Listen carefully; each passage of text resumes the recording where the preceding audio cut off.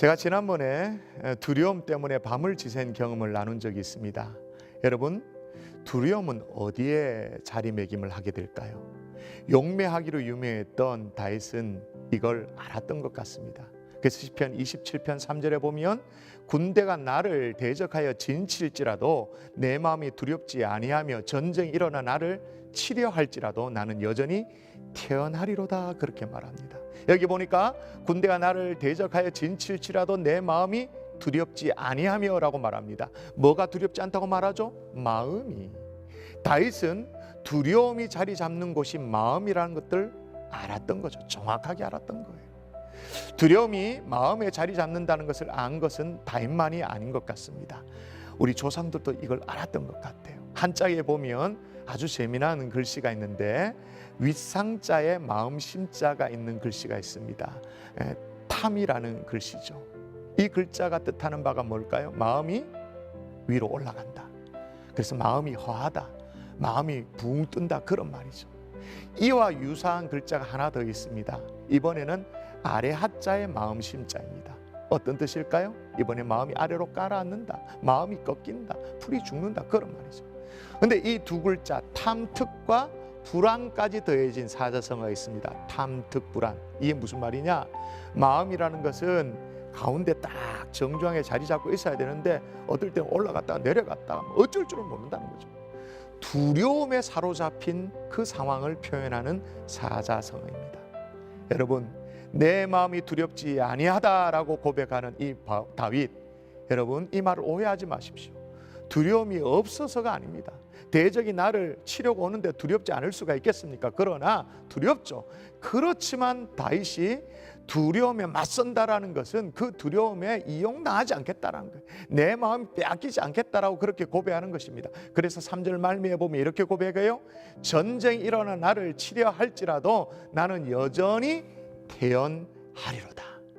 내 마음에 두려움이 있지만 두려움이 내 마음을 점령하지 않도록 그렇게 하겠다는, 내버려 두지 않겠다라는 거예요. 오늘 제가 고사성어 얘기를 했는데 두려움의 실체와 관련된 또 하나의 고사성어를 소개하고자 합니다. 경궁지조 들어보셨나요? 그 옛날에 경리라는 활의 명수가 위나라 왕과 함께 높은 누도에 올라가지고는 풍류를 즐길 때였습니다. 그때 마침 저 멀리 새 한 마리가 기룩기룩 날아오는데 경리가 이렇게 말합니다. 왕이시여, 제가 화살을 쏘지 않고 빈 활만을 가지고 저 새를 맞춰 한번 떨어뜨려 보겠습니다 라고 말하는 거예요. 말도 안 되는 얘기죠. 근데 잠시 뒤에 누대 너머로 큰 이제 기러기가 한 마리 지나가는 것입니다. 경리가 정말로 활실을 있는 힘껏 당깁니다. 그런데 빈 활입니다. 화살이 끼어져 있잖아요. 튕겼습니다. 정말 이 새가 하늘 높이 치솟다가는 아래로 뚝 떨어지는 거예요. 왕이 놀라서 경탄을 맞지 않습니다. 와, 정말 신공이라고.